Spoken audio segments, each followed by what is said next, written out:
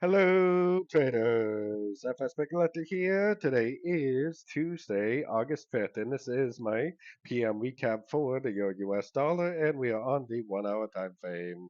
So on the 1 hour time frame, we eventually did get a decent little push up today. The thing is that we never bounced off any Fibonacci level, and this whole thing is extremely overlapping ever since the big push up we had on Friday.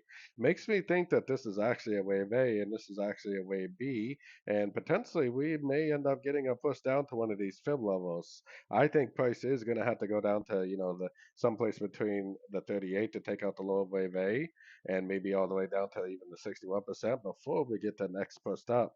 If that is the case, then it might actually end up being more of an A, B, C shape than a 1, 2, 3, which potentially could tell us a lot about what's going to happen on the higher time frames.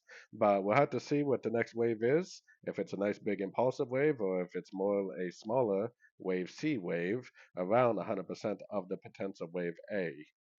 So anyways, don't forget to check out my website, fxpipcollector.com. And as always, thank you for watching and happy trading.